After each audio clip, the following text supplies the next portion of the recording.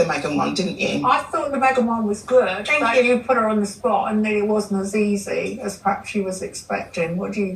I mean, I don't know. You know, I am really interested in what people are doing, like, under the hood, right? So I really want to get, like, I'm like, great, I get it. You made some jam and you're going to sell that. Like, what does it take to actually, like, start a proper business? Well, you don't think that Emma, with all due respect, she didn't make that jam herself. She made, you know, she's making a brand. I mean, do I make the knickers myself? Yeah.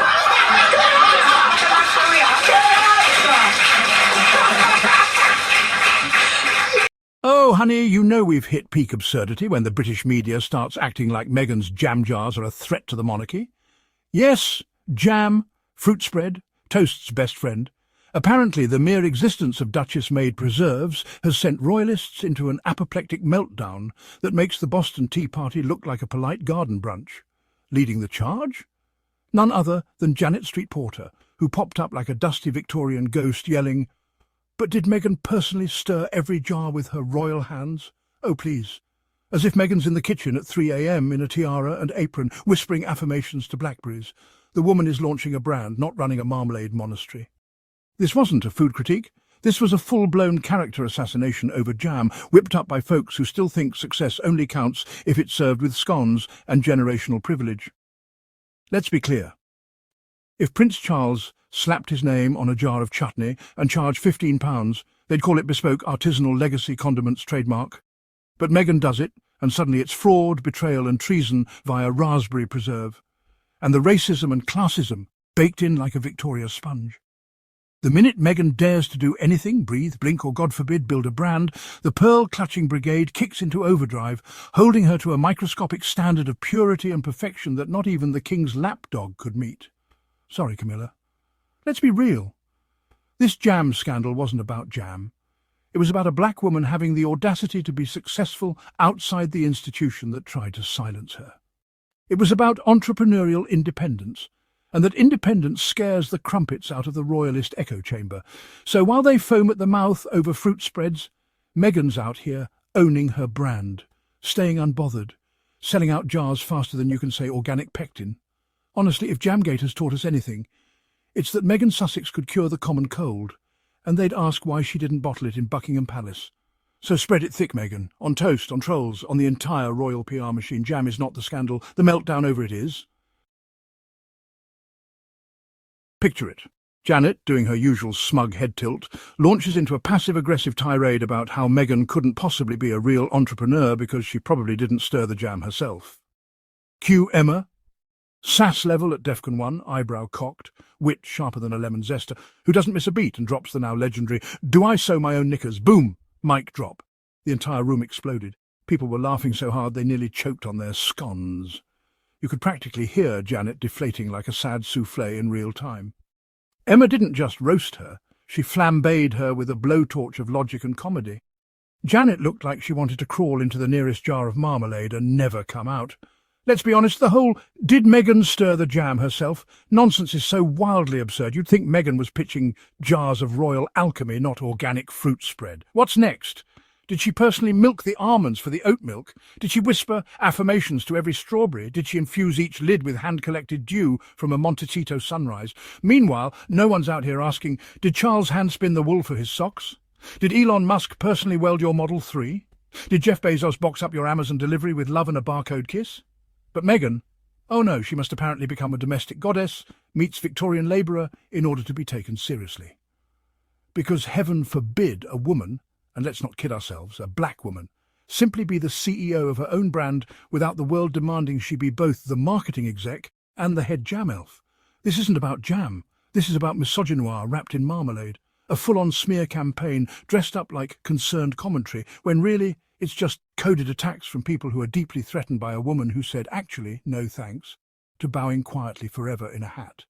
So yes, Emma's line was funny, iconic and gloriously petty. But beneath it is a cold, hard truth.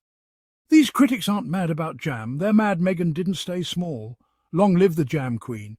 And next time Janet tries it, someone bring toast. We've got spreads and comebacks. We have officially entered the jam-pocalypse, and royalist outrage is now operating at DEFCON Delulu. The reaction to Meghan's jam hasn't just been unhinged, It swung the entire door off the royal pantry and set fire to it. We're talking keyboard warriors foaming at the mouth, tabloids running front-page exposés like "Breaking Meghan didn't personally hand-squeeze the fruit," and, Piers Morgan probably sobbing into a crumpet somewhere. They've elevated their obsession with her to Olympic levels. Competitive pettiness. Meghan sneezes. Why didn't she bless the Queen after? Meghan blinks. Clearly disrespectful Morse code to Harry. Meghan makes jam? How dare she not personally stir 10,000 jars while singing "God Save the King"? Be serious. Do they really think Meghan's in her Montecito kitchen at 4 a.m, hair in curlers, apron on, stirring jam in a giant cauldron like a fruit-scented Macbeth witch? Double toil and berry. Better make sure Janet Street Porter approves. It's not a cottage industry. It's a cottage conspiracy. Meanwhile, actual royal products, hello, King Charles's Duchy Originals, are being mass-produced in factories with 12 types of preservatives and a royal stamp slapped on top. No one's asking if Charles hand-sifted the oats with his royal fingers. But when Meghan launches a small, elegant, brand-forward lifestyle product, fraud, scam, witchcraft, Jamgate.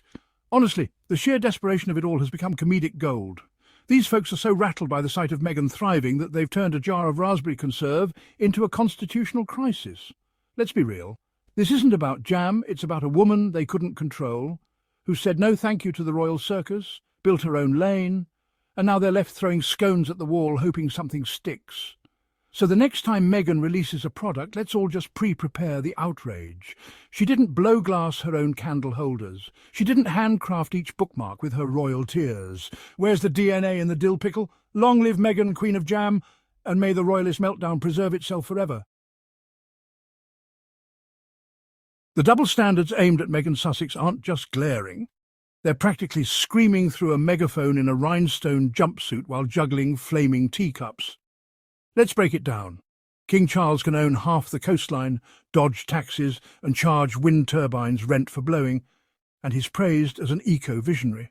Meanwhile, Meghan drops a line of jam and suddenly it's, excuse me, did she personally pick each berry with her teeth? It's not just a double standard, it's a royalist fever dream on a bias bender. You've got Elon Musk literally launching cars into space and live-tweeting corporate meltdowns, and the media's like, wow, such innovation. But Meghan, she dares to sell preserves, and this is an affront to the monarchy, the economy, and perhaps jam itself. Let's be honest, this isn't journalism. It's jamalytics fueled by systemic bias. They're not reporting, they're spiralling. It's like they've formed a task force called Operation Berry Nonsense, dedicated to sniffing out how Meghan has once again succeeded despite them hurling rocks, headlines, and the occasional sexist dog whistle. The racism and classism aren't even subtle anymore. They've got GPS tracking, neon signs, and a brass band. Because heaven forbid a woman of colour operate at the same level of grace, success, and entrepreneurial flair as her white elite counterparts. That kind of confidence, that kind of self-made brilliance, unacceptable. But here's the kicker. Meghan's jam is selling like Buckingham Palace was handing out free crowns. People love it. It's elegant, it's authentic, and it pairs perfectly with morning toast and royalist tears. And guess what? Whether Meghan personally hand-mashed the fruit while whispering affirmations or supervised the process from her herb garden in Montecito doesn't matter, because the jam is a success. She's not just making preserves, she's preserving her power, flipping middle fingers with marmalade and bottling a little piece of "Try me, I dare you" in every jar. Her critics, spinning like dizzy hens in a jam-scented tornado. Her fans, ordering in bulk and spreading that success across everything from toast to tabloid headlines. Because at the end of the day, this isn't just jam. It's resilience in a jar. It's entrepreneurial sass. It's a berry-flavoured mic drop. Meghan's not just spreading jam. She's spreading fear into the hearts of every dusty commentator who underestimated her. Bon appétit. Thank you all for watching. Hope you enjoyed the podcast. It's your host, Tyler. Love you all. Goodbye.